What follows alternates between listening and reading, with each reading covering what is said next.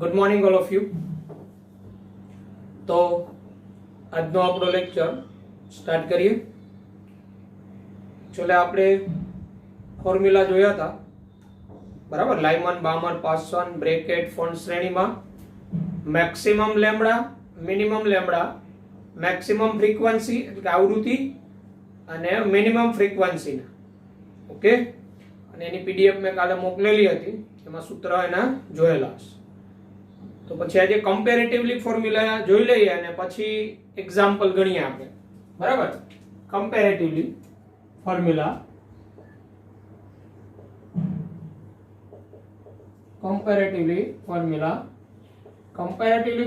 એટલે આપણે કોઈ એક માન્ય કક્ષામાં ઉર્જા આપેલી હોય ને બીજી કોઈ કક્ષાની પૂછે તો શું કરવાનું, બરાબર.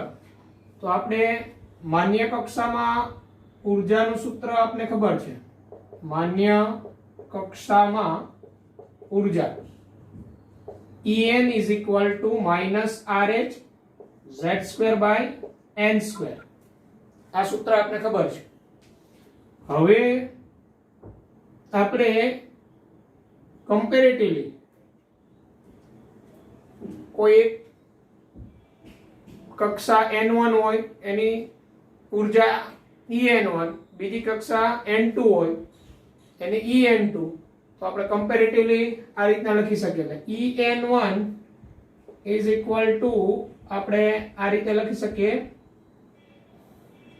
જો એક જ પરમાણુમાં હોય En1 -RH Z2/n1², En2 -RH Z2/n2². એટલે જો એક જ પરમાણુની જુદી જુદી કક્ષકો હોય, જો એક જ પરમાણુ ની જુદી જુદી કક્ષકો તો ઉર્જાનું કમ્પેરેટિવલી ફોર્મ્યુલા તો En1/En2. આ RH તો જશે. એક જ પરમાણુ પણ એની જુદી જુદી કક્ષકો તો પરમાણુ ક્રમાંક એ સમાન હોય, તો ત્યારે શું થશે? 1/n1²/1/n2². ત્યારે ઉર્જાનું સૂત્ર આવું થઈ જાય n2²/n1². એક જ પરમાણુની જુદી જુદી કક્ષાઓ. દાખલા તરીકે હાઇડ્રોજન પરમાણુમાં પ્રથમ કક્ષાની ઉર્જા આપેલી હોય અને આપણે એની કોઈ પણ બીજી કક્ષાની ઉર્જા પૂછે તો ડાયરેક્ટ તમે કમ્પેરેટિવલી આ ફોર્મ્યુલાનો ઉપયોગ કરી શકો. કે પ્રથમ કક્ષાની ઉર્જા n2 એટલે તમને જે કાંઈ બીજી કક્ષા કીધી હોય, n1 જે કક્ષાની ઉર્જા આપેલી હોય, પ્રથમ કક્ષાની આપી તો n1 1 થાય. અને પૂછ્યું બીજી કક્ષામાં ઉર્જા શું હોય તો n2 ને આ n2² ને કરતા બનાવી દો. આના ઉપરથી ન જ લાવેલા આપણે. હવે એવું બને હાઇડ્રોજન પરમાણુની કોઈ એક કક્ષાની ઉર્જા આપી હોય અને એના જેવા આયનની અન્ય કોઈ પણ કક્ષાની ઉર્જા પૂછે તો ત્યારે આમાં Z2 ધ્યાનમાં લેવો પડે, બરાબર. એટલે બે જુદા જુદા પરમાણુ ની કક્ષાઓ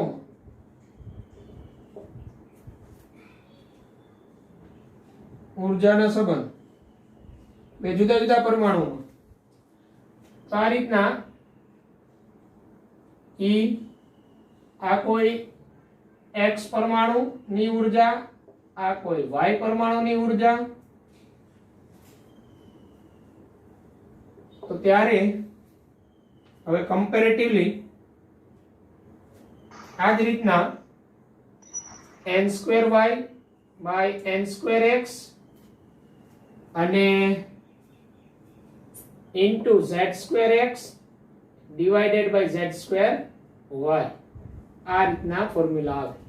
એટલે તમને કોઈ X પરમાણુની કોઈ પણ કક્ષાની ઉર્જા આપેલી છે અને તમને Y પરમાણુની કક્ષામાં ઉર્જા પૂછે, વાય પરમાણુમાં પાંચમી કક્ષા, બીજી કક્ષામાં ઇલેક્ટ્રોનની ઉર્જા શું હોય, તો ત્યારે કમ્પેરેટિવલી ફોર્મ્યુલા તમે આ લઈ શકો.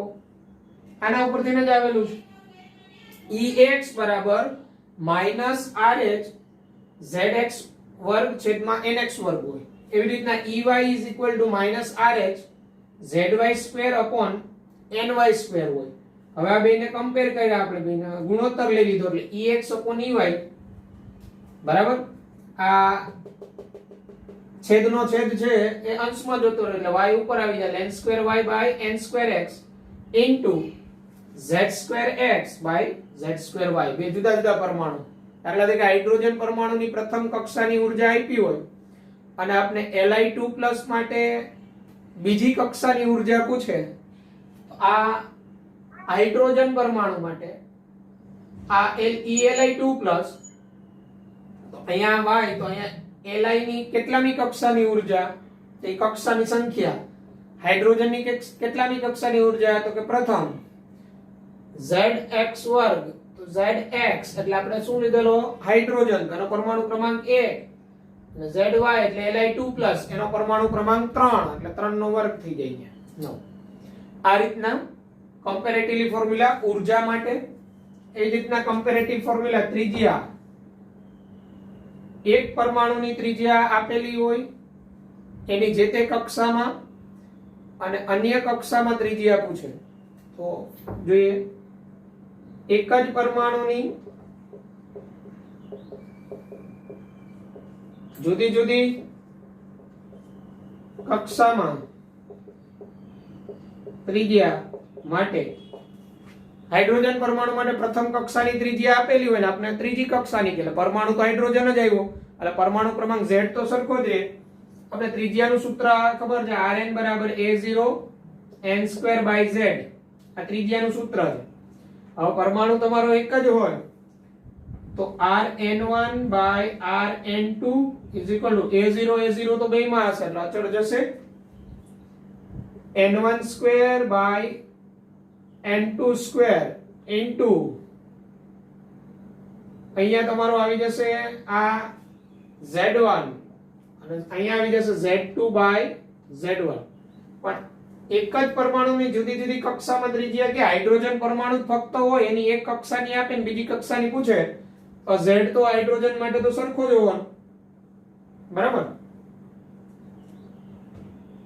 એટલે કમ્પેરેટિવલી ફોર્મ્યુલા, એક કક્ષાની ત્રિજ્યા આપી હોય બીજી કક્ષામાં ત્રિજ્યા શું થશે, આ કમ્પેરેટિવલી ફોર્મ્યુલામાં કિંમત મૂકી મેળવી શકાય. n1 કક્ષા, n2 કક્ષા, અને આવી રીતના ઇલેક્ટ્રોનનો વેગ જુદી જુદી કક્ષામાં. તો આપણે વેગનું સૂત્ર કાલે ભણી ગયા હતા, v0 z/n. ઇલેક્ટ્રોનનો વેગ vn1/vn2, v0 તો બેયમાં કોમન, બરાબર. v0 z/n હતું તો z1/n1 n2/z2 આ પ્રકારે થઈ ગઈ.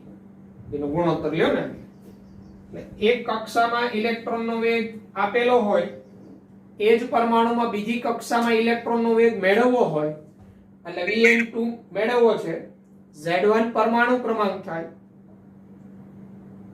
હાઇડ્રોજન જ હોય તો z1 z2 સરખા જ થાય. પણ હાઇડ્રોજન પરમાણુની એક કક્ષામાં ઇલેક્ટ્રોનનો વેગ આપેલો છે અને આપણે Li2+ ની કોઈ કક્ષામાં જોઈએ તો ત્યારે z1 z2 અલગ થશે. એટલે બે જુદા જુદા પરમાણુમાં કમ્પેરેટિવલી પૂછેલું હોય ત્યારે પરમાણુ ક્રમાંક બદલાય. એક જ પરમાણુમાં જુદી જુદી કક્ષામાં પૂછે ઇલેક્ટ્રોનનો વેગ કમ્પેરેટિવલી, એક આપ્યો હોય બીજી કક્ષામાં અન્ય કોઈ પણ, ત્યારે z1 z2 સરખા થાય. લાઈક કમ્પેરેટિવલી ફોર્મ્યુલા, એક કક્ષાની ઉર્જા આપી હોય બીજી કક્ષાની ઉર્જા મેળવવી હોય, એક કક્ષાની ત્રિજ્યા આપી હોય બીજી કક્ષાની ત્રિજ્યા મેળવવી હોય, એક કક્ષામાં ઇલેક્ટ્રોનનો વેગ આપેલો હોય અન્ય કક્ષામાં ઇલેક્ટ્રોનનો વેગ જોતો હોય, આ એના કમ્પેરેટિવલી ફોર્મ્યુલા થયા. ઓકે, આ ફોર્મ્યુલાનો પણ સ્ક્રીનશોટ લઈ અને નોંધી લેવાના. આને રિલેટેડ પણ આપણે દાખલાની ગણતરી કરીશું.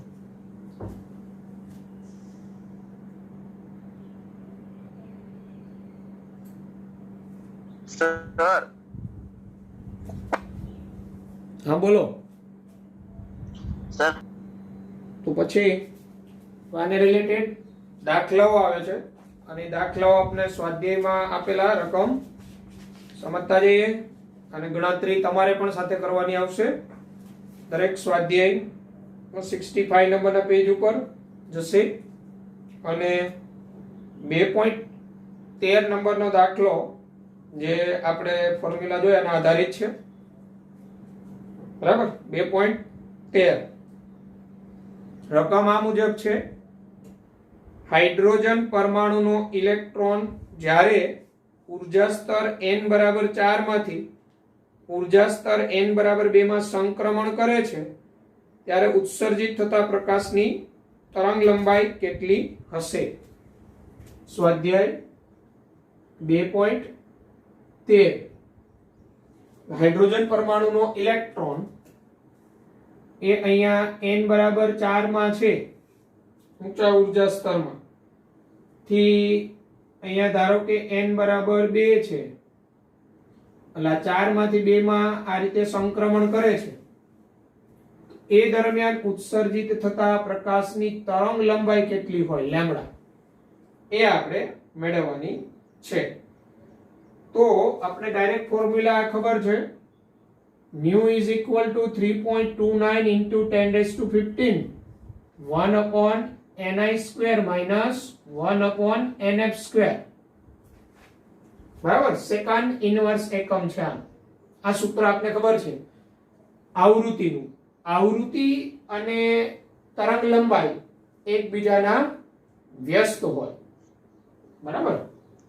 તો અહીંયા અને અહીંયા તમે પેલું પણ મૂકી શકો r ની કિંમત મૂકીને 1 upon લેમ્બડા ડાયરેક્ટ લઈ લ્યો અને 1 upon લેમ્બડા જે આવે એને ઉલટાવી નાખો એટલે તરંગ લંબાઈ મળી જાય. અથવા તમે અહીંયા આવૃત્તિ મેળવી લ્યો પછી mu બરાબર c upon લેમ્બડામાં લેમ્બડાને કરતા બનાવી દો તો પણ મળી જાય. ઓકે. તો પેલા આપણે આવૃત્તિ અહીંયા મેળવી લઈએ તો 3.29 into 10 raised to 15 1 upon ni square એટલે નાનું મૂલ્ય એટલે 2 નો વર્ગ 1 upon nf square એટલે 4 નો વર્ગ 3.29 into 10 raised to 15 1 upon 2 square એટલે 1/4 minus 1 upon 4 square એટલે 16. બરાબર. અહીંયા આપણે 16 જે છે એ લસા લઈએ તો 16 minus 1 એટલે અહીંયા ઉપર શું થઈ જાય 15 અને 16 into 4 એટલે 64. 3.29 into 10 raised to 15 અહીંયા 15 by 16 into 4 64. ઓકે. આ તમારો ન્યુ આવે. હવે તમને ખબર છે nu is equal to c upon lambda lambda is equal to c upon nu. c 3 into 10 raised to 8 metre into second inverse અને ન્યુ આ સેકન્ડ ઇનવર્સ માં આવે 3.29 into 10 raised to 15 આ જોયો છેદમાં અહીંયા 15 by 64 હોય.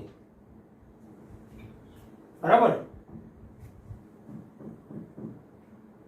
તો લેમ્બડા ઇઝ ઇક્વલ ટુ હવે આનું સાદુરૂપ આપણે આપી દઈએ તો 15 ભાગ્યા 64 છે 16 ભાગ્યા 64 હોત તો 1/4 આવે એટલે આ મૂલ્ય કંઈક તમારું 1/3.5 કે એવું આવતું હોય. બરાબર. 10 ની 15 ઘાત છે ઉપર જાય એટલે 10 ની કેવી થઈ જાય -15 10 ની -15 ઘાત 10 ની 8 ઘાત એટલે અહીંયા ઘાતનું આપણે સાદુરૂપ આપીએ તો 10 ની -7 વધે 3 ભાગ્યા 3.29 3 ભાગ્યા 3.29 3 ભાગ્યા 3 હોય તો નિયર ઇક્વલ ટુ 1 જ મૂલ્ય થાય. 3 ભાગ્યા 3.29 છે એટલે સાપેક્ષે એ 0.99 સમથિંગ વેલ્યુ આવી જોઈએ. બરાબર. અને 15 ભાગ્યા 64 કરી નાખો આપો જે સાદુરૂપ શું મળે છે લેમ્બડા. દરેક લાસ્ટ ગણતરી કરે જવાબ આપો. આ જે જવાબ આવશે એ તમારો મીટરમાં આવશે. મીટરમાં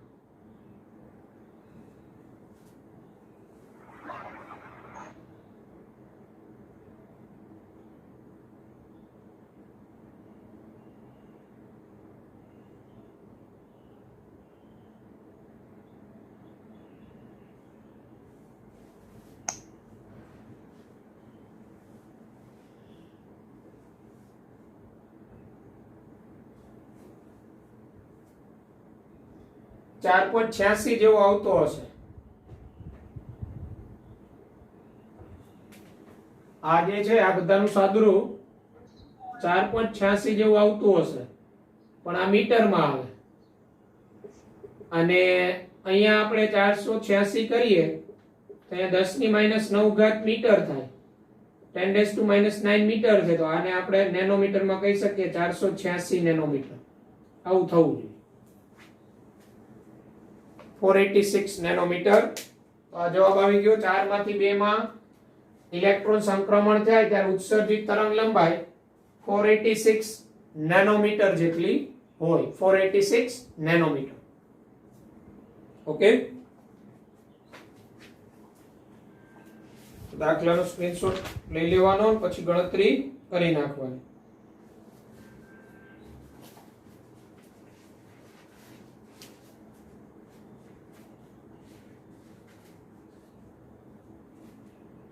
ચાલો, ત્યારબાદ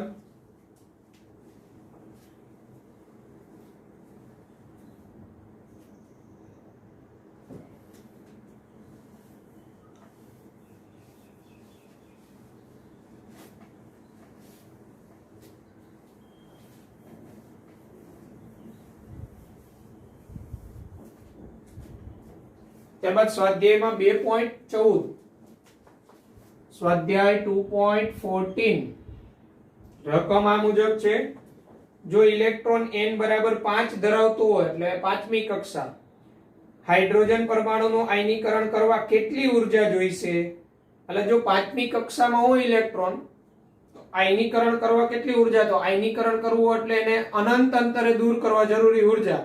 તો n બરાબર 5 માંથી n બરાબર ઇન્ફિનિટી માં લઈ જવા જરૂરી ઉર્જા. એટલે n1 ni તમારું 5 થઈ જાય અને nf તમારો ઇન્ફિનિટી થઈ જાય, કારણ કે આયનીકરણ ઉર્જા એટલે જે તે કક્ષામાંથી ઇલેક્ટ્રોનને અનંત અંતરે દૂર કરવા જરૂરી ઉર્જા. અહીંયા પાંચમી કક્ષા કીધી છે.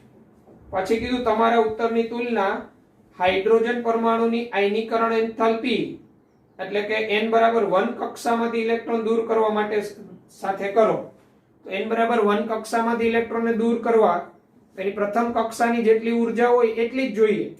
બરાબર, 2.18 ગુણ્યા 10⁻18 જૂલ. n બરાબર 1 કરતા n બરાબર 2 માંથી દૂર કરવા, n બરાબર 5 માંથી દૂર કરવા માટે ઉર્જા ઓછી જોઈએ. આપણે જોઈએ જો હમણાં કમ્પેર કરીએ તો 2.14 એમાં n બરાબર 5 છે, એમાંથી હાઇડ્રોજન પરમાણુનું આયનીકરણ કરવા કેટલી ઉર્જા જોઈએ? એટલે એની આયનીકરણ એન્થાલ્પી પૂછેલી છે. આયનીકરણ એન્થાલ્પી ઓફ હાઇડ્રોજન n બરાબર 5 માંથી n બરાબર ઇન્ફિનિટી, એટલે આ તમારો ni થઈ જાય, આ nf થઈ જાય. તો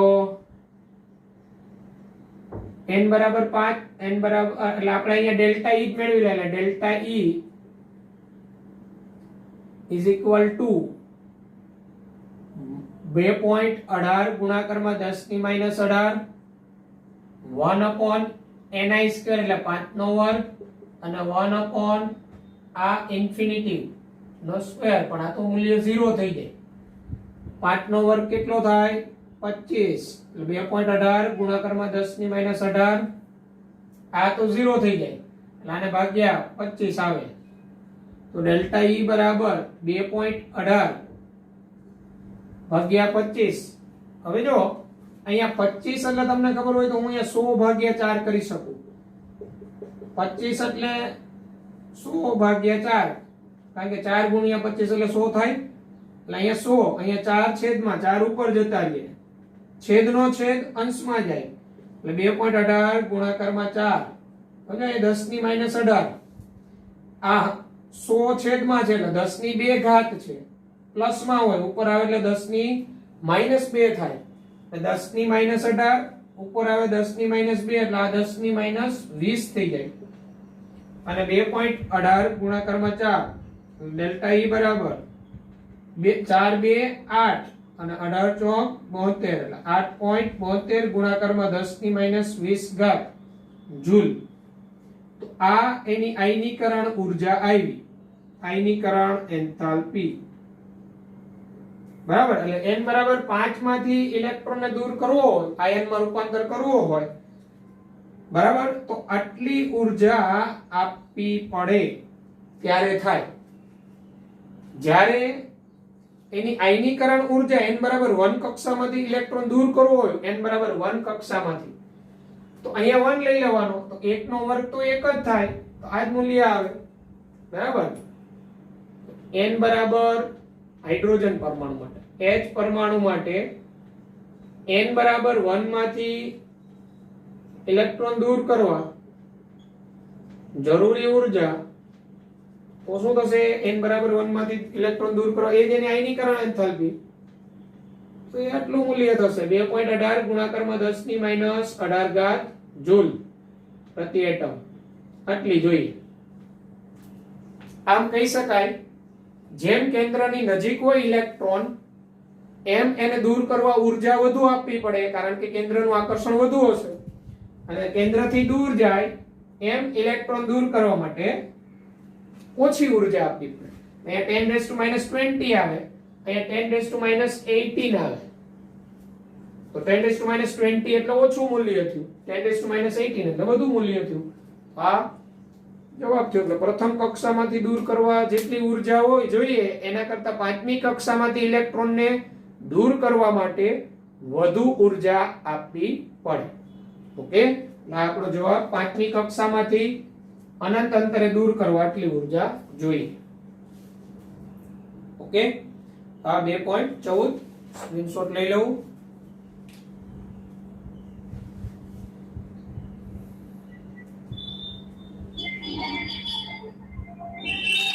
સર પેલું જૂલ પર શું લખેલું છે? જૂલ પર એટમ, પરમાણુ, જૂલ પ્રતિ પરમાણુ સૂત્રમાંથી ન છે.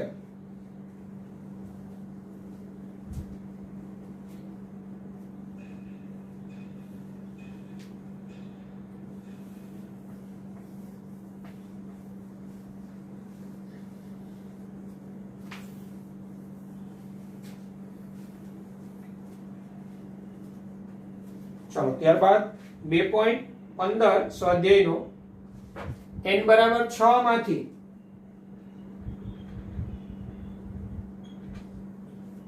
n બરાબર 6 માંથી ધરાવસ્થામાં ઇલેક્ટ્રોન દાખલ થાય ત્યારે ઉત્સર્જિત રેખાઓની મહત્તમ સંખ્યા કેટલી હશે?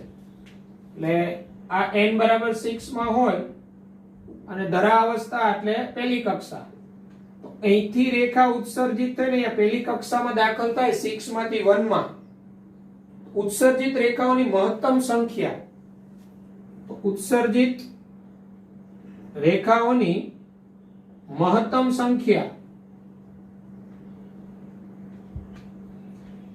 તો બે સૂત્રનો ઉપયોગ કરી શકો. એક તો ખાસ જો ધરા અવસ્થામાં આવતી હોય ને તો તમે આ જ સૂત્રનો ડાયરેક્ટ n કૌંસમાં n-1/2. હવે n બરાબર જે કક્ષામાંથી આવતી હોય એ કક્ષા, એટલે n બરાબર 6, 6 - 1 ભાગ્યા 2, 6 માંથી 1 જાય 5, 6 30, 30 ભાગ્યા 2 15. તો જ્યારે 6 માંથી ધરા અવસ્થામાં એટલે પ્રથમ કક્ષામાં આવે ઇલેક્ટ્રોન ત્યારે ઉત્સર્જિત મહત્તમ રેખા 15 હોય. આનો ઉપયોગ કરી શકો. એટલે ધરા અવસ્થામાં આવે ને n બરાબર 1 માં ઊંચા કોઈ પણ સ્તરમાંથી, તો ડાયરેક્ટ આનો ઉપયોગ કરી શકો. n બરાબર તમારી જે મહત્તમ અવસ્થા હોય જેમાંથી આવતો હોય. નહીતર તમે શું કરી શકો, કાલે મેં એક સૂત્ર આપ્યું તો આજ, અથવા n2 - n1 + 1 કૌંસમાં n2 - n1/2. તો n2 એટલે 6, n1 એટલે 1, તો અહીંયા જો 1 - 1 + 1 એટલે એ તો n જ રહેવાનું, અને n2 - 1 એટલે 6 - 1/2. 6 1 1 જોડે 6, 5 6 30, 30 ભાગ્યા 2 15. એટલે જ્યારે ઊંચા કોઈ પણ સ્તરમાંથી ધરા અવસ્થા કહે ને ત્યારે તમે ડાયરેક્ટ આ સૂત્રનો જ ઉપયોગ કરી શકો. n કૌંસમાં n-1/2 કેટલી રેખાઓ ઉત્સર્જિત થાય ની મહત્તમ સંખ્યા. પણ ઊંચા સ્તરમાંથી ધરા અવસ્થા સિવાય કોઈ પણ કક્ષા કીએ તો આનો ઉપયોગ થાય. કારણ કે આમાં તો એક તો ધરાવસ્થા એટલે 1 તો કોમન જ હોવાનું, એટલે આ સૂત્રમાં -1 ને +1 છે તો જતા રહેવાના. પણ ઊંચા સ્તરમાંથી ધરાવસ્થા સિવાયની કોઈ પણ કક્ષા કે બીજી ત્રીજી કક્ષામાં આવે તો ત્યારે આ જ સૂત્રનો ઉપયોગ કરવાનો. ધરાવસ્થાની વાત આવે તો આનો ઉપયોગ કરી શકો, અથવા આનો જ દરેક વખતે ઉપયોગ કરો, નો ઇશ્યુ. બરાબર. આ રીતે મહત્તમ n બરાબર 6 માંથી ધરાવસ્થા એટલે n બરાબર 1 કક્ષા, ધરાવસ્થા એટલે n બરાબર 1 કક્ષામાં ઇલેક્ટ્રોન આવે તો મહત્તમ ઉત્સર્જિત રેખાઓની સંખ્યા એ શોધવાનું સૂત્ર છે. બરાબર. જે કાલે આપને મેં કીધેલું સૂત્ર. ઓકે. સ્વાધ્યાયનો 2.15 એનો જવાબ થયો. સ્ક્રીનશોટ લેતા જાવના, પછી નિરાતે દાખલા ગણી લેવાના એકવાર બુકમાં.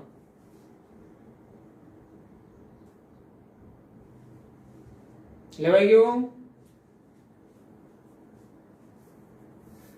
હા સર. ઓકે.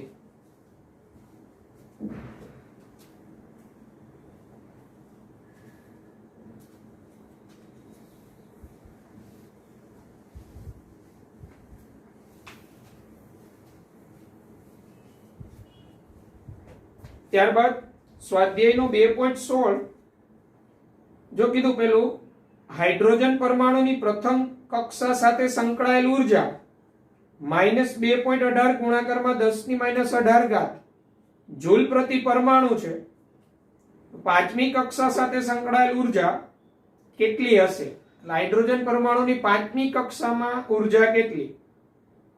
તો આ દાખલો તો બે રીતે, એક તો ડાયરેક્ટ પાંચમી કક્ષાની ઉર્જા શોધી લ્યો, En -RH z²n² પરથી, અથવા અહીંયા પ્રથમ કક્ષાની ઉર્જા આપી છે અને પાંચમી કક્ષાની ઉર્જા પૂછેલી છે. કમ્પેરેટિવ ફોર્મ્યુલા આજે તમને કરાવેલા એ ઉર્જાનો.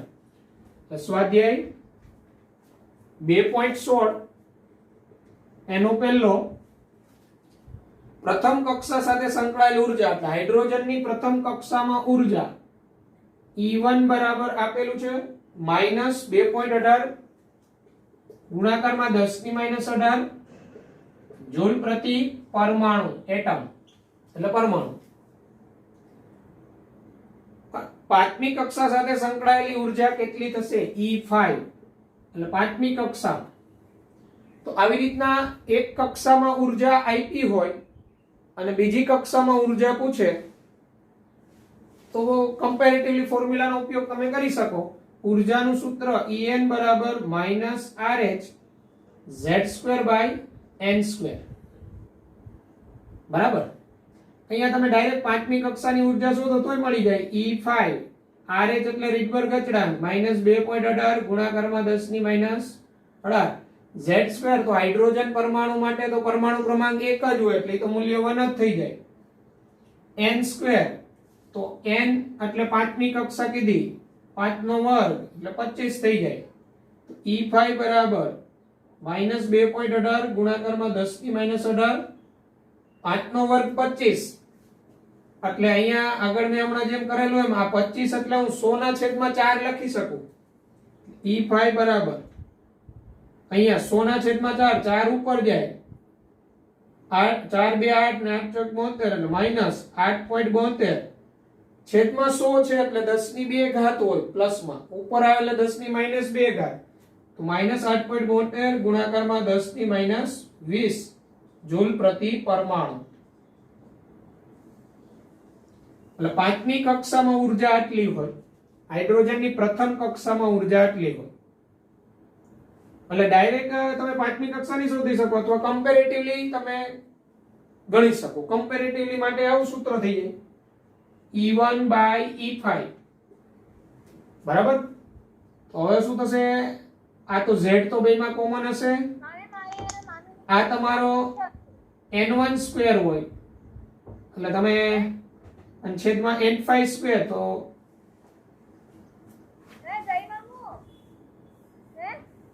સર છેદનો છેદ અંશમાં આવે. હા બોલો સર, કોઈનો ઓડિયો અનમ્યુટ છે.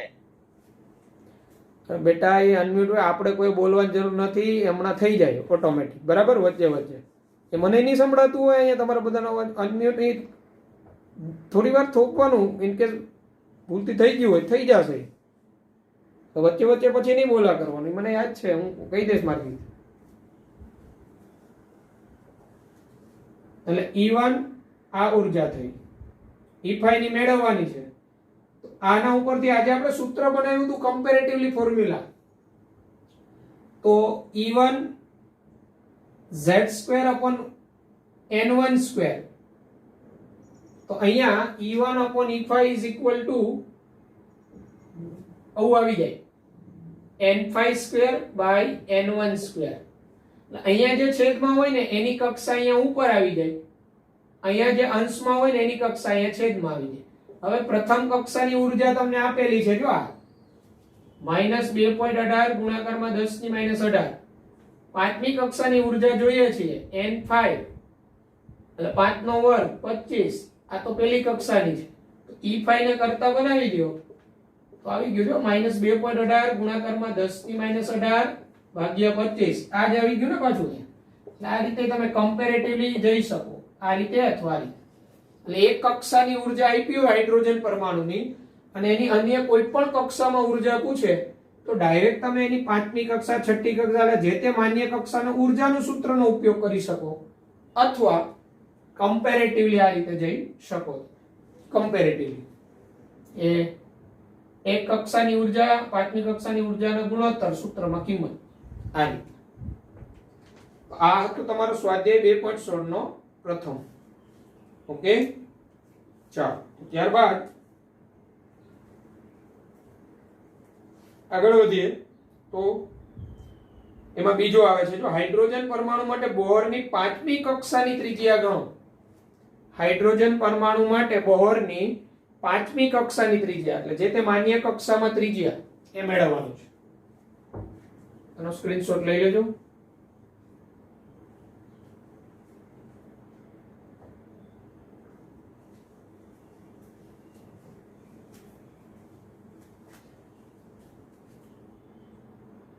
ઓકે,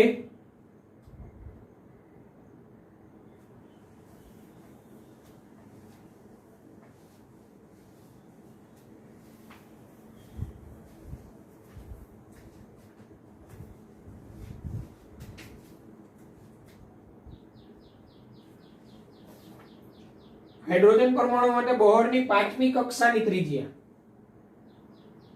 n = 5 માં ત્રિજ્યા હાઇડ્રોજન પરમાણુ માટે, H પરમાણુ માટે તો R5 = A0 n²/z. z બરાબર 1 થાય હાઇડ્રોજન પરમાણુ એટલે એનો પરમાણુ ક્રમાંક 1. A0 છે એ મૂલ્ય અચળ છે 52.9 પિકોમીટરમાં. n² એટલે પાંચમી કક્ષા એટલે 5 નો વર્ગ એટલે 25. તો R5 બરાબર 52.9 * 25 52.5 52.9 ગુણાકારમાં 25 બરાબર પાંચમી કક્ષાની ત્રિજ્યા. R5 = 52.9 ગુણાકારમાં 25 એટલે આ જે જવાબ આવશે એ પિકોમીટરમાં આવશે અને નેનોમીટરમાં કન્વર્ટ કરો તો 1.3225 નેનોમીટરમાં. આ જવાબ આવશે. પિકોમીટરમાં ગણવું હોય તો 52.9 ગુણાકારમાં 25 જે આવે નેનોમીટરમાં આવશે.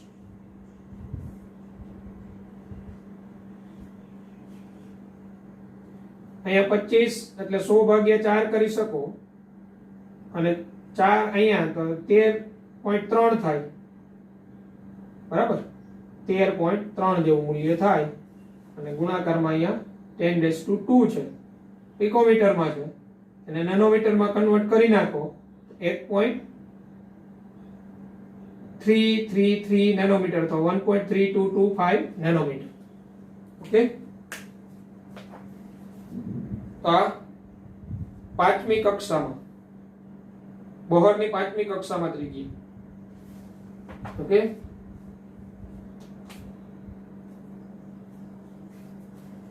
ત્યારબાદ તમને આપું છું, એ ગણવાનો છે. હું નંબર આપું છું, એ દાખલો તમે જાતે કરો. જે શું થાય,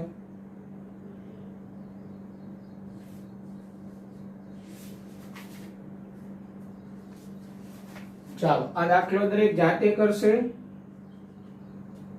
હાઇડ્રોજન પરમાણુ માટે n બરાબર 1 માં ઉર્જા -2.18 ગુણાકારમાં 10 ની -18 ઘાત જૂલ પરમાણુ ઇનવર્સ છે, એટમ ઇનવર્સ. તો Li2+ માટે n બરાબર 2 માં ઇલેક્ટ્રોનની ઉર્જા શું થશે? ક્વેશ્ચનમાં લિથિયમ નો Z બરાબર 3 થાય. બરાબર. હાઇડ્રોજન પરમાણુ માટે n બરાબર 1 માં ઉર્જા, એટલે પ્રથમ કક્ષામાં ઉર્જા આટલી છે, -2.18 ગુણાકારમાં 10 ની -18 ઘાત જૂલ પ્રતિ પરમાણુ. તો Li2+ માટે n બરાબર 2, એટલે Li2+ ની બીજી કક્ષામાં ઇલેક્ટ્રોનની ઉર્જા શું થશે? લિથિયમનો પરમાણુ ક્રમાંક છે 3. ઓકે, ચાલો જી ગણતરી કરો જી દરેક.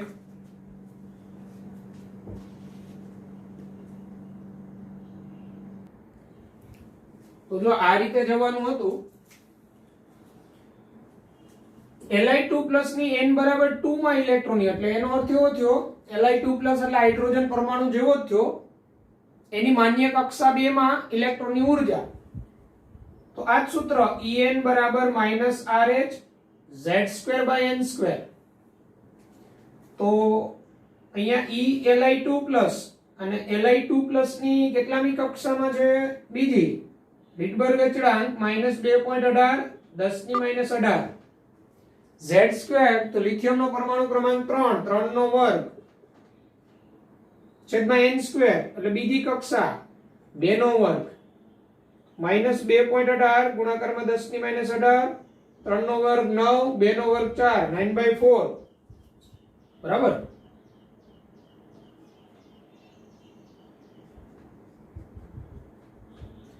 તો 9/4 into 2.18 તમે કરો, જે આવે એ તમારો જવાબ.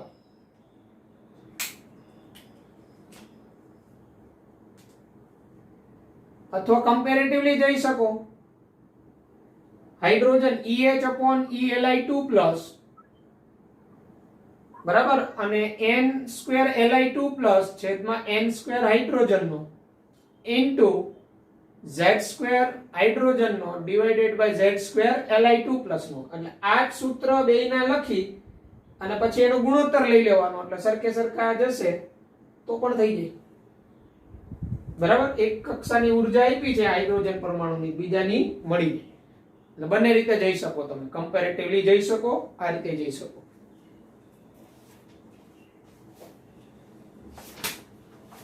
ચાલો ત્યારબાદ આગળ વધીએ.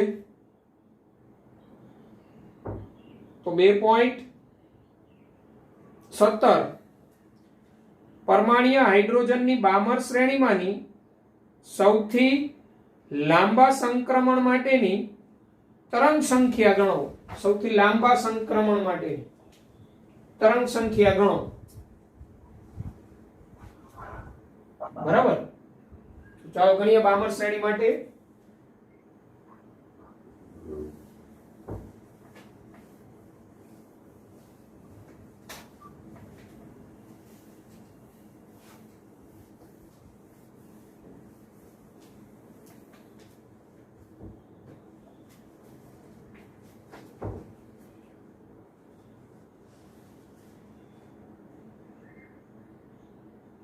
ધરાવસ્થામાં ઇલેક્ટ્રોનની ઉર્જા આપેલી છે આપને અર્ગ એકમમાં. બરાબર. આપણે તો પરમાણ્વીય હાઇડ્રોજનની બામર શ્રેણીમાંની સૌથી લાંબા સંક્રમણ માટેની તરંગ સંખ્યા ગણો. બામર શ્રેણી માટે 2.17 n બરાબર 2 એટલે બામરનો વિસ્તાર થાય. આ જે કહેવાય n બરાબર 2 બામરનો વિસ્તાર. લાંબા સંક્રમણ, તો આપણે લાંબી તરંગ લંબાઈ વાળી વાત કરીએ. મહત્તમ તરંગ લંબાઈ એટલે એની n બરાબર 3 માંથી 2 માં સંક્રમણ થાય, એની મહત્તમ તરંગ લંબાઈ કહેવાય. આ n બરાબર ઇન્ફિનિટી. હવે તરંગ લંબાઈ અહીંયા તરંગ લંબાઈની દ્રષ્ટિએ સંક્રમણ કે તો 3 થી 2 આવે, અને ઇન્ફિનિટી થી n બરાબર 2 તો આ લાંબુ સંક્રમણ કહેવાય. વધુ રેખાઓ ઉત્સર્જિત થાય ટૂંકમાં. તો અહીંયા આપણે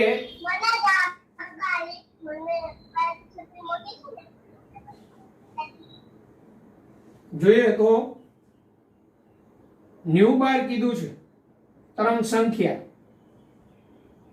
આપણે બંને રીતે જોઈ લઈએ. ચલો, બામર માટે તમે લેમ્બડા મેક્સિમમ નું સૂત્ર ભણી ગયા હતા. બામર માટે લેમ્બડા મેક્સિમમ નું સૂત્ર, બામર માટે લેમ્બડા મેક્સિમમ ને લેમ્બડા મિનિમમ બંને જોઈ લઈએ, પછી જે જવાબ આપ્યો હોય માન્ય રાખીએ. લાંબુ સંક્રમણ નો અહીંયા મિનિંગ જે થોડોક લેવો ટફ પડે.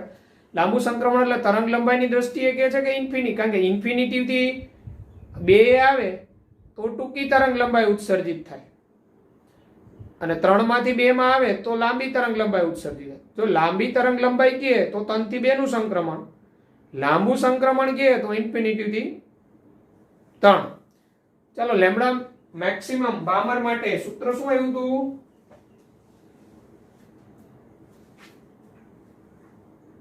36/5r. 36/5r. તો જો આ r બરાબર આપણે અચળ મૂલ્ય તમને કીધેલું,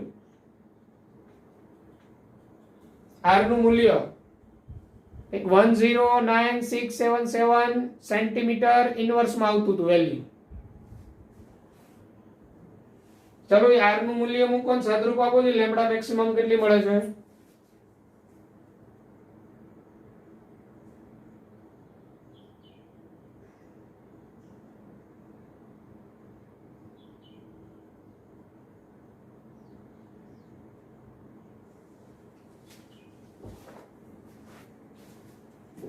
અથવા આપણે તો આ ન્યુ બાર જોઈએ છીએ ને, ન્યુ બાર એટલે 1 લેમ્બડા થાય ને.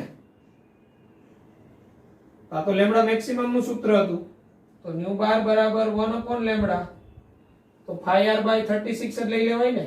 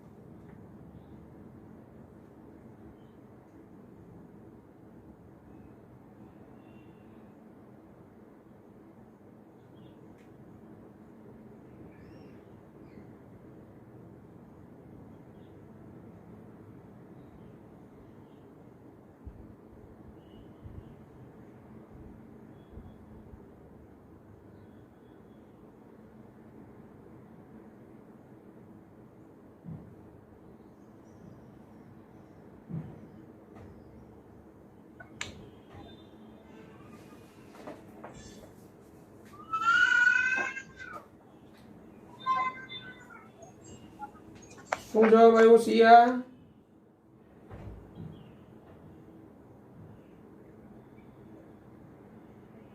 1524.58.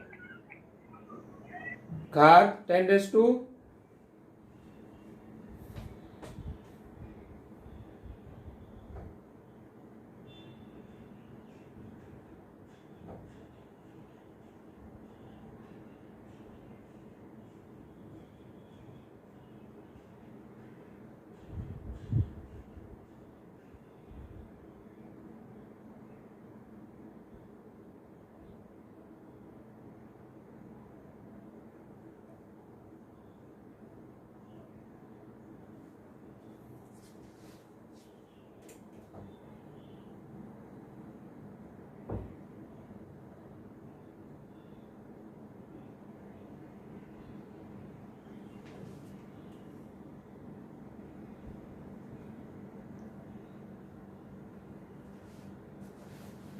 એટલે આટલી બધી વાર ન લાગવી જોઈએ. ગણતરી કરો છો કે આખો દાખલો બનાવો છો?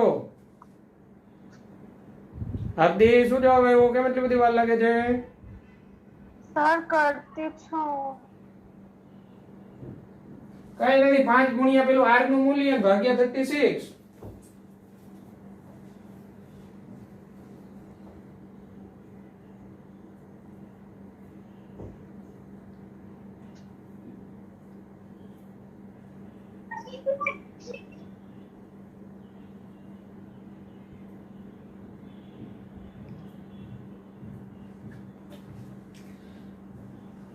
કઈ નહીં, ઘરેથી આ લેમ્બડા મેક્સિમમ મિનિમમ પૂરી કરજો આની. એ સિવાય તમારે ઘરેથી કયો દાખલો કરવાનો જો હું નંબર આપું છું 2.19,